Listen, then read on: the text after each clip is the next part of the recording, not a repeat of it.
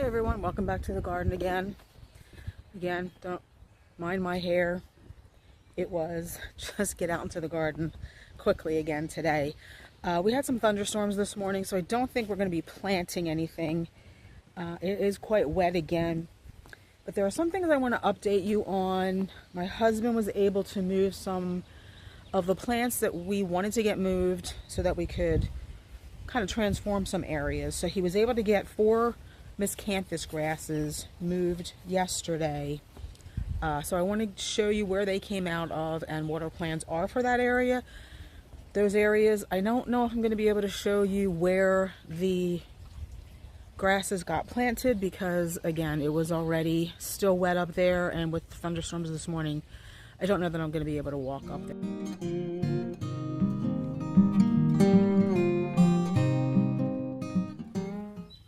So as I was saying, I don't know that I'm going to be able to show you where the miscanthus grasses ended up. I can show you the video of what our plans were for that area. It was something we did. We planted 4 green giant arborvitaes late last year, really late last year, and I had done a plan around those. So I'll link the video and put a clip of the plan I came up with in this video so that you can see what I'm talking about if you had not seen that video.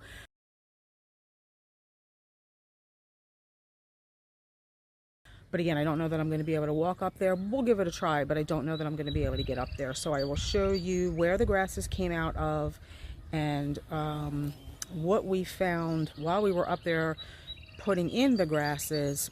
I say we, I mean my husband. It was a massive job. These root balls were enormous. The grasses themselves were probably 100 to 200 pounds each. I mean, these miscanthus have been on our property for quite some time, so they were very awkward.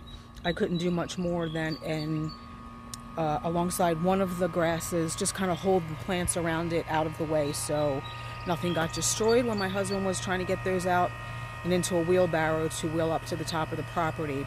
But let's take a walk down to the bottom of the property, our driveway bed with the dry creek bed. That's where a couple of the grasses came out of, and I think I'll talk to you a little bit about what else is going to go on there.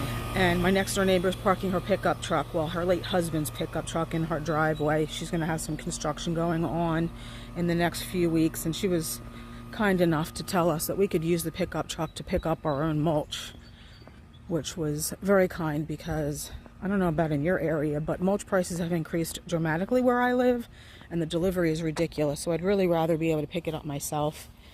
So that's why that truck is there. But here is where the 2 larger miscanthus grasses came out of. These were growing in full sun, so they were a little bit bigger. And it's opened up quite a bit of space. We're going to put the the laced up elderberry here because it is narrow. And it'll keep a lot of space open here for other things that we can transplant down here. So I think the elderberry is going to go closer to the back here. This is where we transplanted the black knight butterfly bush that we found kind of drowning at the top of the property a few weeks ago. It did not make it. But again, this will open up a lot of space here without those grasses. So anyway, as I was saying, if we put the laced up elderberry towards the back of the bed here, that will leave a lot of room in front for some other plants that we may need to transplant, although I don't know what yet. I don't want to just transplant stuff that needs to be transplanted just for the sake of transplanting it somewhere. I want to make sure whatever we put here is going to be the right plant so that we don't have to move it again. So I think you've all seen this. I just showed this recently in a previous video. This is the laced up elderberry that is going to replace the butterfly bush that was out, well, that we transplanted, where the 2 miscanthus grasses were. You can see it's already starting to bloom. But this is why we moved it in the first place. I don't know why it keeps doing this. So hopefully it doesn't keep doing this out front. I mean, this is the front of the house I'm talking about. I don't want something that's going to be up front and continuing to wilt. I mean, it gets plenty of water. So, I don't know. Anyway, that's where that's going. So right now I'm walking up to the bed behind our second retaining wall, our top retaining wall, I guess you could call it. This is where the other 2 grasses came out of. You can see the 2 buckets there. We covered the holes because we didn't want any more dirt in our stones here at the back of the bed than there already is. This back of this bed here tends to get a lot of runoff. So this is where I believe we can fit, if it survives, something I'm going to show you that we found at the top of the property that was also dying. We need to dig out my Copper King hibiscus. Obviously that is not ever going to come back, so that's where the other two grasses came from. Ooh, quite squishy. Pretty dry through here though, which is good. At least there are some parts of our yard we can walk on, and it is starting to look really pretty up here.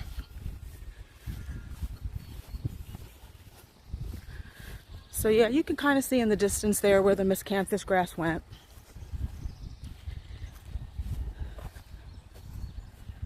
Don't know. Let's see. My husband has a weed whack. We've not been able to mow up here, weed whack, or anything because of how wet it's been. And now you can see after the thunderstorms, more standing water, more puddles. But anyway, so we have 4 miscanthus grass here. Ooh, squishing through here. You can see the arborvitaes. Hopefully they're okay. This one has a lot of browning and yellowing on it, so don't know. But so you can see this was the big miscanthus grass, came out of the front. This is one of the smaller ones that came out from the second retaining wall bed. So we kind of used big one on the outside and another big one on the outside down that end, and then the smaller ones in the middle. What else is going to go in here is we have 2 pinky winky hydrangeas. So one a little bit forward here, and then everything's going to be mirrored. So everything is going to be the same on both sides. And then my Armstrong Gold Maple that I got for Christmas, it's going to go right here in the middle. I know it's not much to look at right now because, as I said, we've not been able to mow, weed whack, get anything done up here because of the wetness. This tulip poplar will have to move. I hope we don't kill it in moving it because they are very difficult to move. But it would be a nice plant for, you know, to fill in there where we lost all of our ash trees. But this, as you can see, evergreen arborvitae, or green giant, also has some browning tips. Now, it's not completely and utterly squishy there or over by that one, but I suspect at some point during the winter and early spring it was.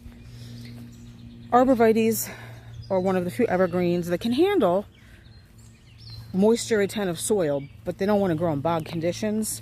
So hopefully we don't lose those two. And, you know, they can handle those moisture retentive soils once they're a little bit older, more well established. Those are not. But you can see the pinky winky there. That's one of the pinky winkies that is going to move. The other one is in front of our deck. But as I said, moving those grasses was such a massive job for my husband yesterday that after he was done, I was like, don't worry about the hydrangeas, we will get them at another time. However, this is what I wanted to show you. We had here an Invincible Lace hydrangea, and it looked fine up here a few weeks ago. When I was up here yesterday, it did not look fine. So I don't know what was causing the leaves to curl and crisp. The Invincible Wee White looks fine.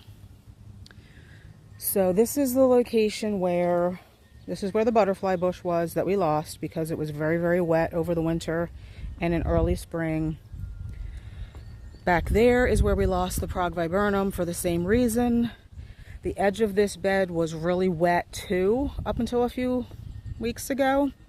So did the hydrangea finally succumb to too much wetness? It was just able to handle the moisture a little bit longer than the other two shrubs, or did it succumb because of the black walnut here? That I don't know. I'm not a plant pathologist. There's any number of reasons why plants just decide to die. Sometimes it just happens. But let's talk a little bit about where we are going to use that Invincible lace, assuming it survives. Just checking on some other things here because this oak leaf hydrangea to me looks a little wilty too. I don't know what's going on up here. What is looking really pretty up here right now are the two blue shadow Fothergillas. I'm glad to see that they survived the wetness of this last season because I would hate to lose these. They're just gorgeous.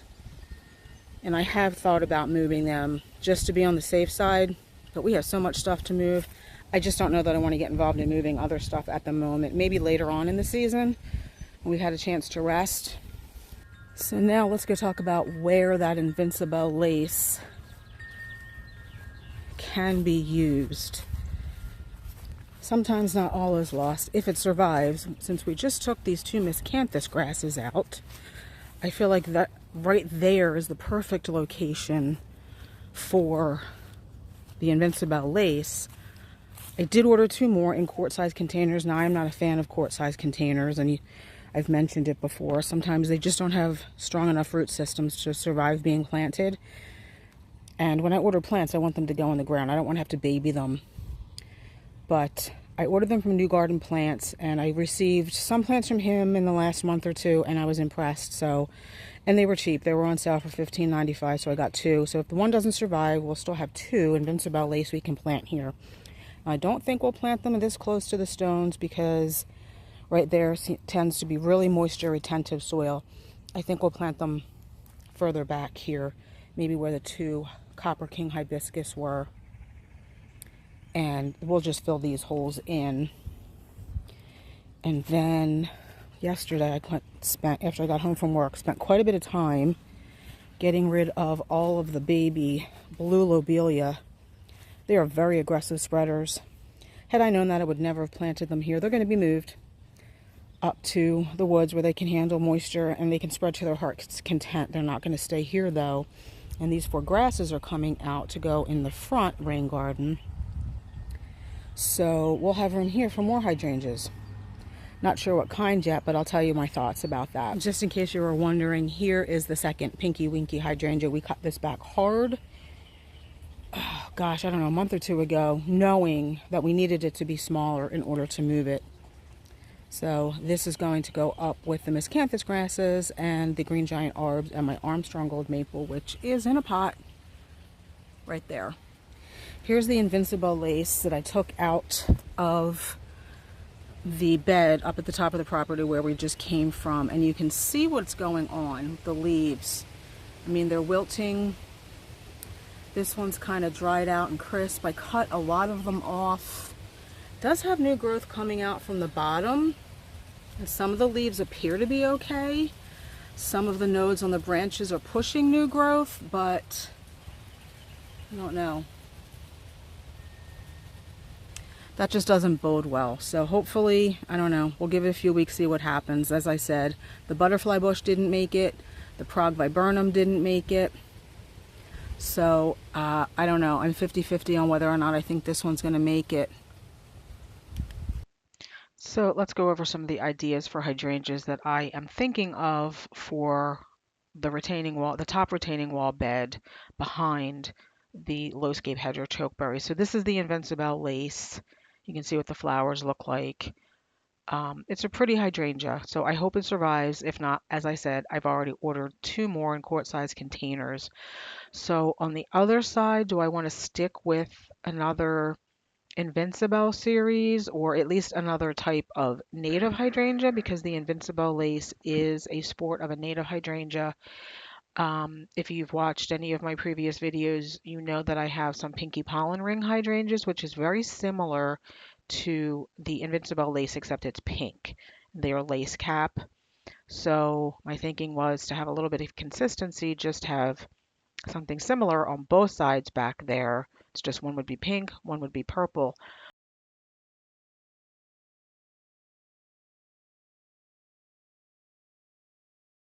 Or do I want to go completely different and do something like some of the big leaf hydrangeas? I mean, there are so many new big leaf hydrangeas on the market that are being bred to not, they're being bred to be a little bit more cold hardy, so I don't have to worry about that, like losing blooms. There's the City Line Rio. There's the Let's Dance Rhythmic Blue. I already have Let's Dance Blue Jangles. I think those are a little bit too small. Look at Let's Dance Starlight. That, I mean, I just love lace cap flowers, and that is so gorgeous. I was also thinking, what's the other new one? Let's Dance Skyview or Top Fun. If you can get them to be blue, I mean, here's the Skyview. I really love the blue, not so much into the pink, but I do have some soil acidifier that I just bought to try to get my tiny tough stuff to be blue instead of pink.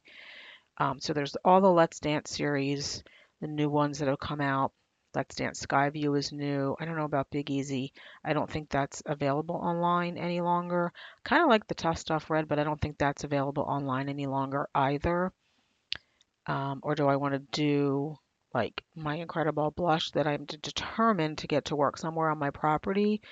I don't know, is that too different? I'm going to have two big mop heads on one side and the dainty little lace caps on the other.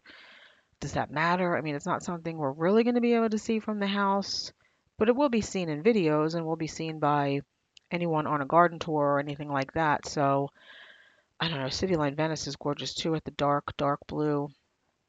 So that's my feeling is that we're just going to stick with hydrangeas on that top retaining wall bed back there because I feel like I know what hydrangeas do. Um, they're pretty reliable. I just would not do a panicle hydrangea back there because it can be quite shady. And some of the other hydrangeas do like a little bit of sun protection from the sun, especially in the afternoon. So that's why I was kind of thinking some of the big leaf hydrangeas or even our native hydrangeas, which the Pinky Pollen Ring and the Invincible Lace are cultivars of our native smooth hydrangeas. So they like a little bit of protection from the hot afternoon sun too. So, and there's not a lot of color up on that top retaining wall bed. The Lowscape Hedger, the chokeberries, they bloom white in the spring. They kind of just finished blooming. Then we have the Quickfire Hydrangea Standards, which obviously will have pretty white blooms, and then they will go dark pink